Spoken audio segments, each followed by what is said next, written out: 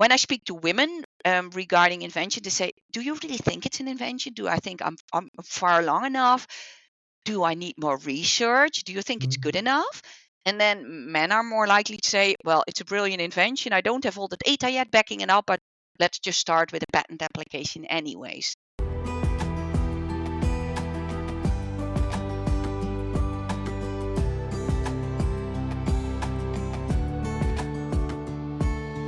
Welkom bij Women Disrupting Tech. Mijn naam is Dirk-Jan Hupkes en in deze podcast ga ik op ontdekkingsreis in de wereld van vrouwen in de technologiesector. Ik ga in gesprek met vrouwen die in tech werken of oprichter zijn van een tech-startup. Ik ga op zoek naar het antwoord op de vraag hoe zij er wel in geslaagd zijn om succes te hebben. Met andere woorden, hoe zij de technologiesector disrupten. Luister je mee?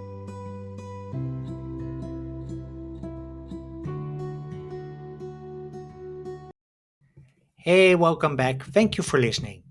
Today we're going to talk about patents. Now, if you're a female founder of a tech startup, patents are an important topic to understand, because patents can play an important role in the funding of your startup. In fact, having a successful patent application, or even the fact that a patent is deemed grantable, may mean that early investors are much more willing to invest in your startup.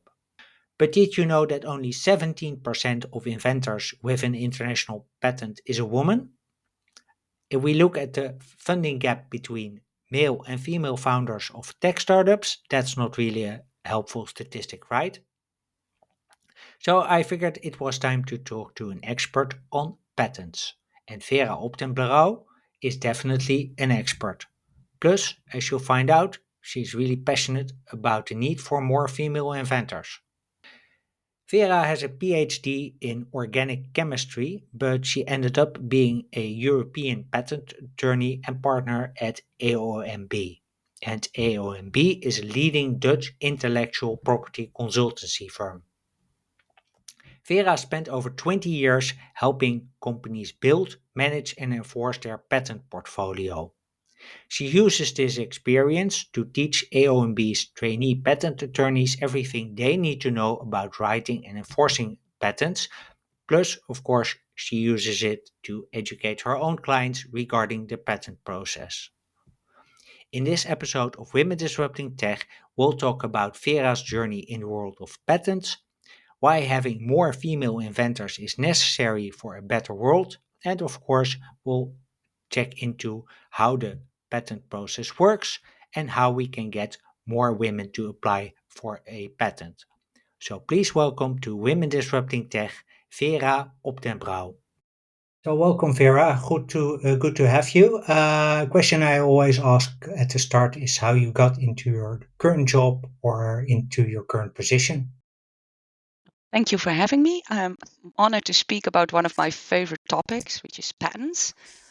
I have a master and a PhD in chemistry, more specifically in organic chemistry. And when going to university, I also briefly considered studying law. And as a child, I always wanted to be a teacher, just like my mother. When I did my PhD, I found out that what I love most regarding science was the analytical part and the writing thereof. And all of these, law, teaching, writing, and analytics, are perfectly combined in my current role as a patent attorney. So when I finished my PhD, I started working at AOMB as a trainee patent attorney, and I've never left. That was over 20 years ago. Over the years, I first obtained a Dutch and European patent attorney title, for which you have to work with a mentor within your company for 4 days a week, and then you have an external training at university 1 day. And in addition, you need to study about 10 to 20 hours a week. And after I finished both, I wanted to do more in our company than just patent matters. So I started mentoring trainees and got into management. And currently I'm one of the partners in our firm, business unit leader, and responsible for our trainee program. Okay, so you have a chemistry background. Does that help in any way when you look at patents? Yes, first, it's good to understand that a patent attorney is a registered profession. So when Mm-hmm. you want to become a patent attorney, you need two things. The first is that you need a master or a PhD in a technical study, such as chemistry. Uh-huh. And second, you need a job at a patent firm. If you have Yeah. both, then you can enroll in the official training program. And as a patent attorney, I'm the advisor of my clients, such as Mm-hmm. startup. And for that, I need a very in-depth knowledge of technology.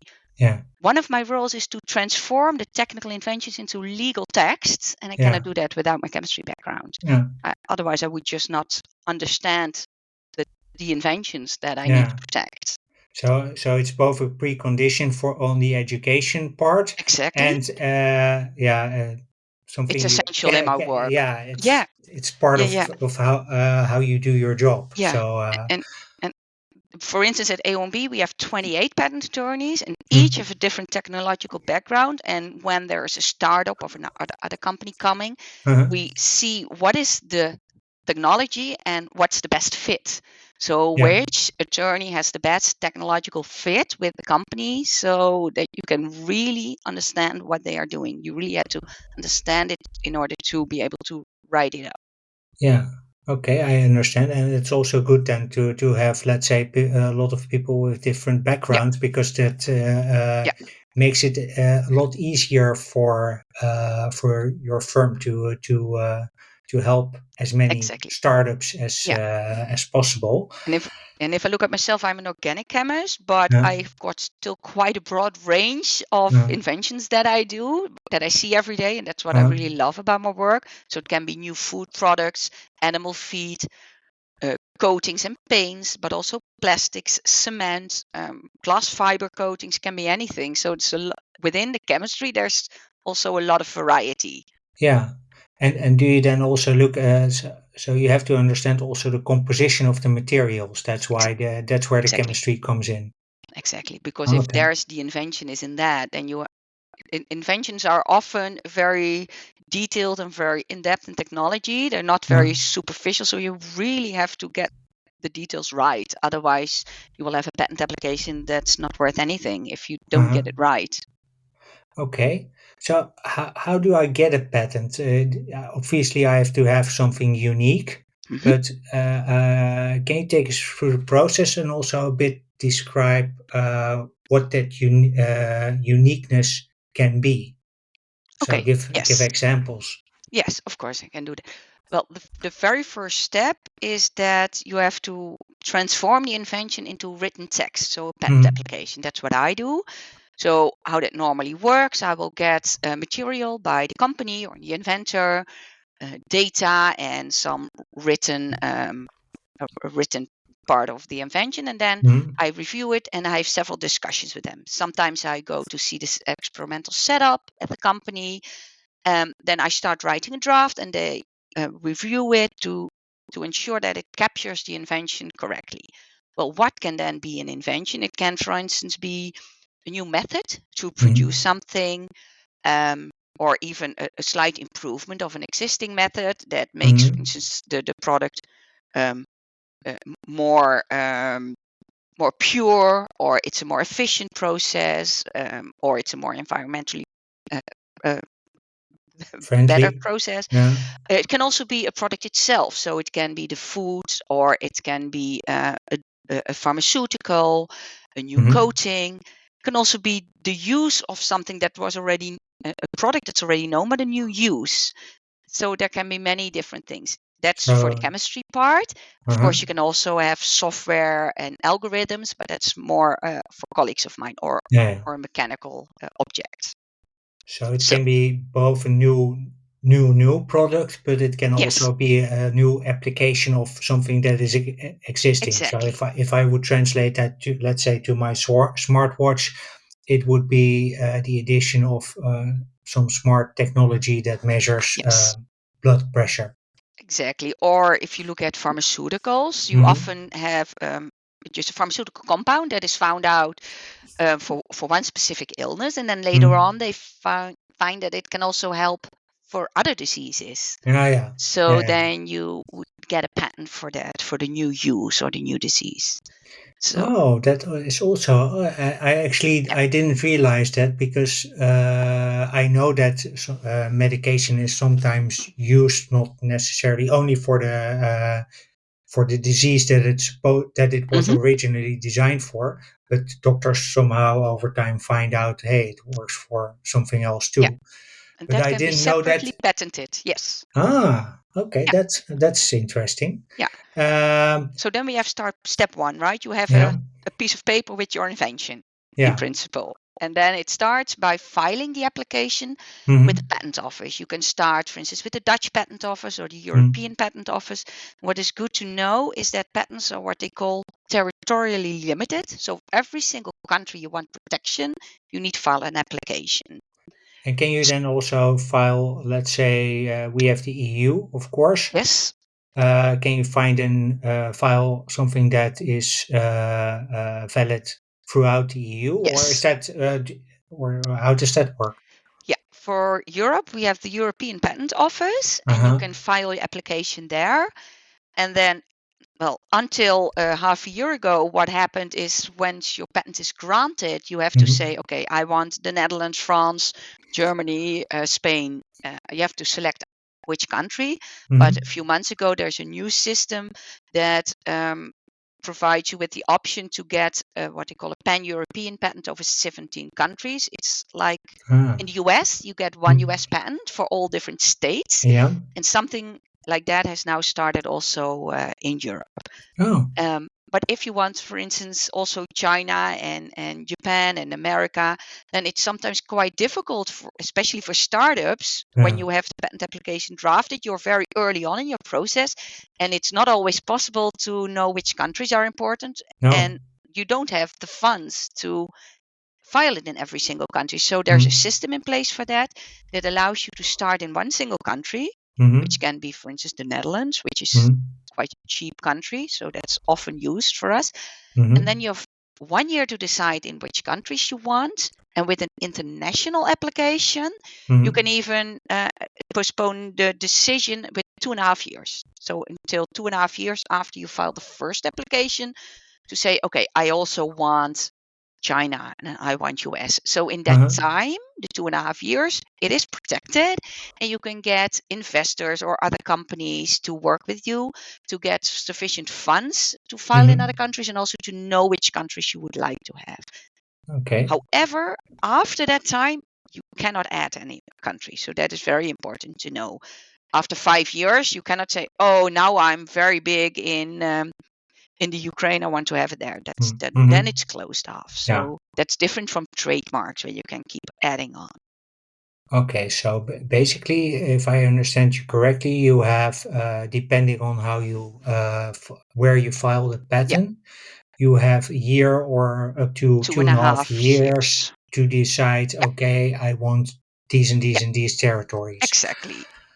Um, And then the process starts to get a grant because you have an yeah, application now, and then yeah, you want a granted patent. yeah. So how does that work? You have two steps. The first Mm-hmm. step is that the patent office will review what you have filed, and they will start searching what's already known. They will search the Mm-hmm. patent literature, scientific publications, also newspapers, websites, and then within 6 to 9 months, they will send you what I call a digital envelope with a series of patent publications that they say these are relevant, Mm-hmm. and a report that says if your invention is patentable or not, or if you should maybe limit it, or if only a part of it is patentable. And then you will start a written conversation with an Mm-hmm. examiner of each patent office. So that will run simultaneously in every country, during which you have to convince them that you really have an invention. And if you succeed, after several years, a patent will be granted. So it's a process that will take several years from the day you file it until you Uh-huh. actually get a patent. Okay, but that process does not impede, let's say, with the 2.5 years. No, no. Okay, now So because it I can was be longer than that, but there are two separate things that are not interconnected. okay. So Yes. that sounds like a really laborious Yes. process. How can a patent attorney help in that? What's your role? Well, my role is not only to help guide the startup through that complete process. They don't have to think of any of the deadlines. We will do everything for them. So we will call them and say, okay, now this is coming up. We have to look at this. But we do much more. And especially for startups, we often start much earlier than filing the patent application. There's a whole process before that. So maybe I can explain a bit about that process before the actual filing of a patent application. Please But I do. always say, please contact the patent attorney well before you have an invention complete. Start contacting us early in your development process. Because one of the features of, one of the requirements of getting a patent is that it's not known anywhere. So you have to be very careful with what you share and how you share it, and we can assist on that. In addition, what a lot of people do not know is that 80% of all technical information that is in patent literature is not disclosed anywhere else, and most of that can be freely used. So that's a huge source of technical information that is often overlooked by startups. And what we do is we do searches to open up that information for the startups, and that can often help in the development process. It can give you new ideas that you otherwise would not have had. And another thing that is important is startups often know what their main players in the market are, what their main competitors are, but they do not know what the IP position of those parties is. And we also can give information regarding that, so that you have actually a very good overview of the IP market, to see where there are white spots, and if your invention is in a white spot, so that we can proceed with the filing. So that is part of the process. And then, of course, we help with the complete build-up of the portfolio. Yeah. So there's a bit of intelligence, or quite a bit of intelligence, Yes. for startups to gain by contacting you. There's obviously the support on the patent process itself. And there's probably also knowledge about there's also knowledge about what competitors are doing. And then I think that's, for most startups, also very important to understand really how the market works in terms of, what is really out there. Not only for the startups, also for investors. Because that's why we often see that I usually work with startups from a very early stage. And then when investors come in play, they have a lot of questions regarding IP. It's becoming more and more important that you have good answers, and we can help with that. And one of the answers is always, what does the market do? And are you actually free to put your product in the market, or are you running into IP rights of others? And how special is your niche within the field, and all that we can also help with. So that's also, and of course you have all these agreements that startups are dealing with, non-disclosure agreements, joint development agreements, sometimes even consortium agreements, which are often provided by other larger parties, and for which it's really crucial that you check the IP clauses, so that you are not giving things away that are actually yours. I was about to say it's especially that legal language is a specialty that needs to be checked by an expert, I think. I want to switch gears a bit, because you told me up front that only 17% of international patents are granted to women. That's quite a low number. Two questions, I guess. One is, what do you know what the percentage in the Netherlands is? Is that higher or lower? And the second question is, what is actually the reason that so few women have a patent in their name? Okay, well, let's start with some numbers. For European patent applications, this is from the data from a few years ago, there was only 13% of female inventors. And if you compare that, for instance, for Asia, especially China, South Korea, that's 30. So there's much higher there. Yeah, it's a really, really big difference. But also within the European countries, you see quite a lot of variations. When I ask people, where do you think the Netherlands will be? They often say, oh, yeah, we are most likely at the top. Well, we are definitely not. For instance, Latvia is at 30%, Spain at, I think, 23%, and the Netherlands only at 12. So we are Oh not doing wow. that well. And if you We're go a bit more into detail in these numbers, then you see there's quite a separation between female inventors from public research institutes mm-hmm. versus companies. So it's a double the number in public research institutes as it is in companies. So there's also quite a big gap. Oh So at universities, there's I think about 20% female inventors, and at yeah. companies only 10. And also between the tech fields, there's a very large discrepancy. Chemistry, which is my field, has the highest Mm-hmm. percentage, about 20. And for instance, mechanical engineering and Mm-hmm. electronical engineering, it's I think less than 5. So Yeah. there's really large variations. Yeah. So why is is there a specific reason, let's say cultural or Yeah, maybe education wise, that women have uh, so few patents? there's been some research on that, and it's a complex problem. So not one Mm-hmm. single reason. Of course, first one is there are, even though there have been more women in STEM field, it's still lower than in men. And Mm-hmm. then what you see is during career progression, the number of women drops. Mm-hmm. So most inventions are done by more senior researchers, and since there are less women there, you would also see that effect in Yeah. patent applications. They also found cultural factors in education, what you said. Yeah. And well, generally speaking, women must pass a harder selection compared to men Uh, overall. in what And way? well, it's often imposed also from the outside and also by women themselves that they must be better than men before getting the same results. Uh-huh. And what I personally have seen, I've worked with many female and male inventors over the year. And it's, of course, generalized what I say now, because Uh-huh. it doesn't Yeah. apply to every single one.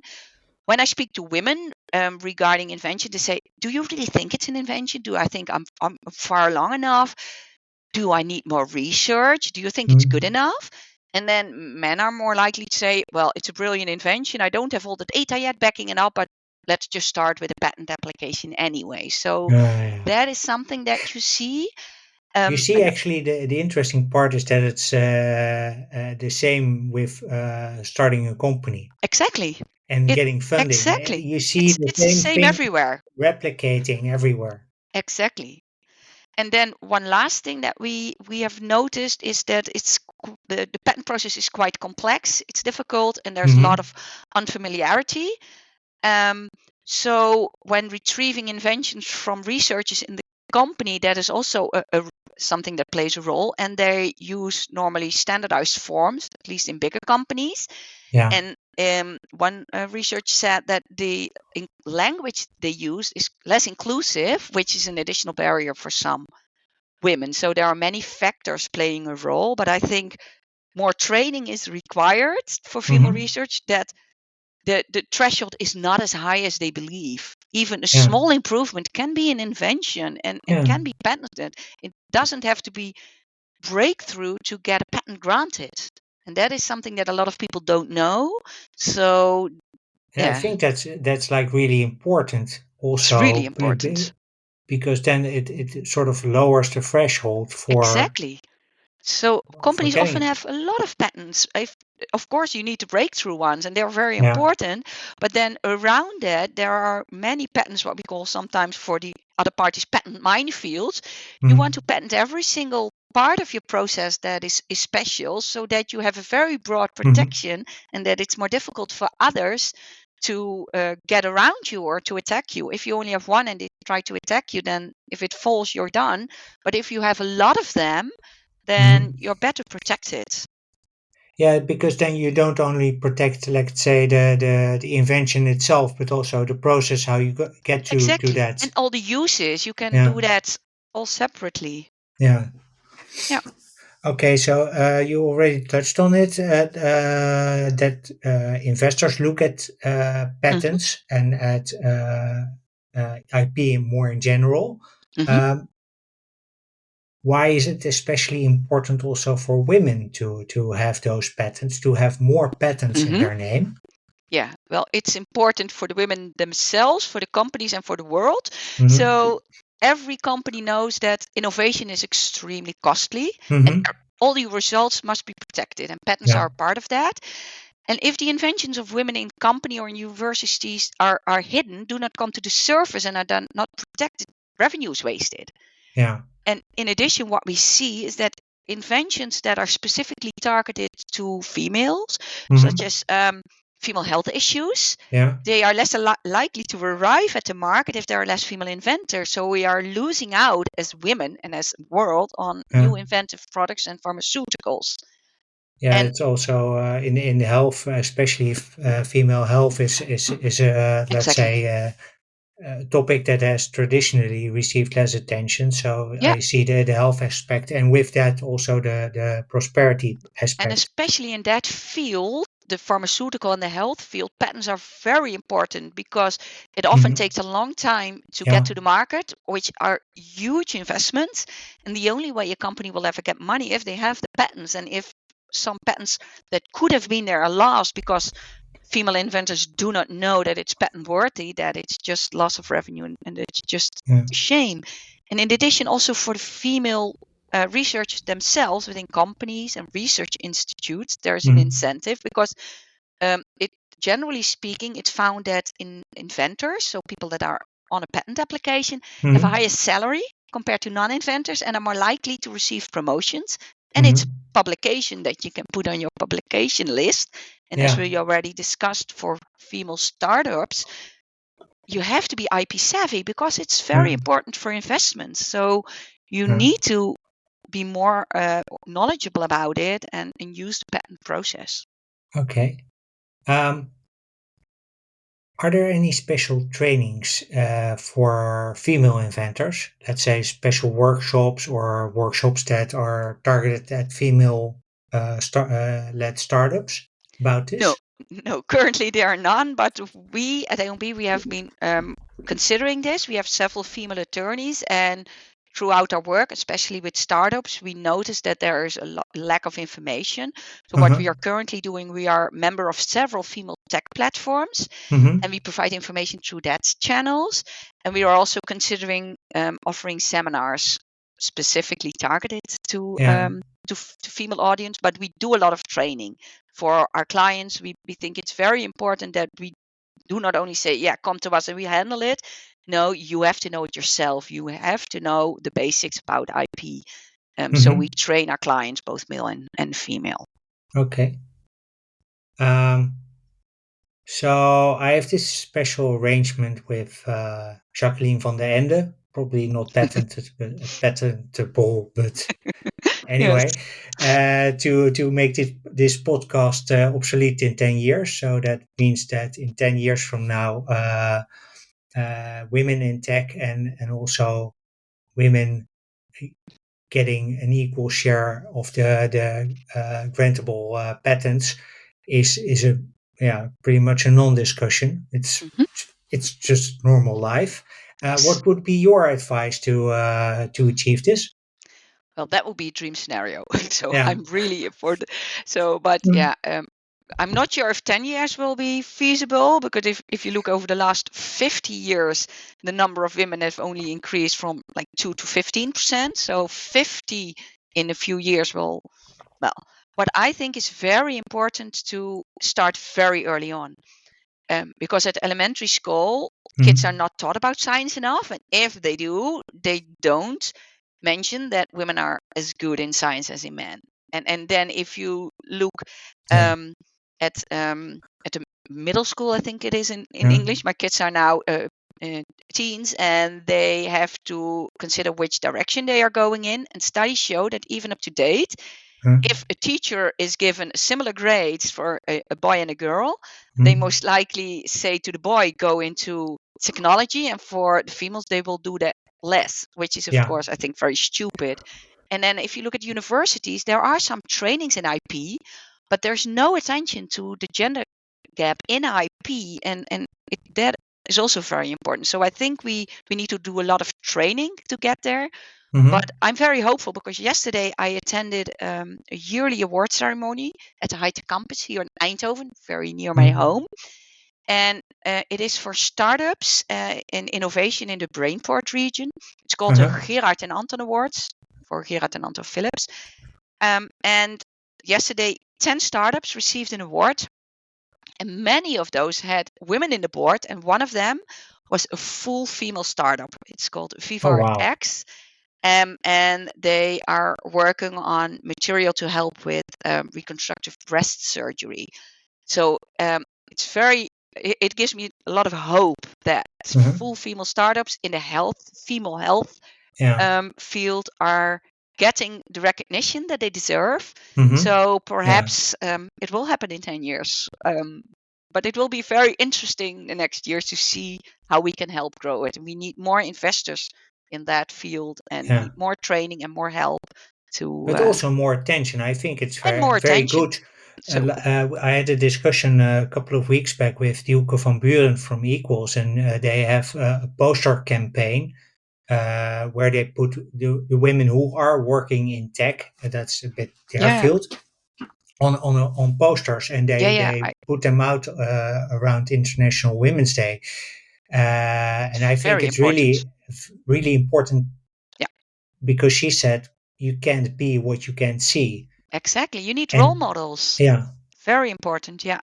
So I'm also working with some companies or some platforms that offer role models for females. So then if they have a girl at university who doesn't know what she wants, they can ask, I will talk to them and say, you can be anything you want in tech. You don't have to limit yourself. I mean, the fact that there are not enough role models doesn't mean that we stop getting there.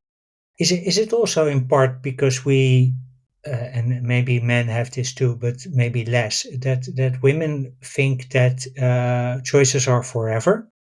So you make one choice and then you can't go back? Yeah, that could be. Because that's something that has been popping in and out of my mind for a long time. So I have to be very careful what I select because once I do it, I'm stuck with it. Yeah. Whereas you can just start a startup and then after 5 years you can do something else, start another one, or work at a company, or start at a company and then do a startup. I mean, there's no shame also in trying and failing and then doing something again. And and I think just trying and allowing yourself to fail is like for men that's sort of built in, because we're men are taught to take risks. More risk prone, that's correct. More risk prone, whereas women are more risk averse, but also taught to take the safe choices. Yeah.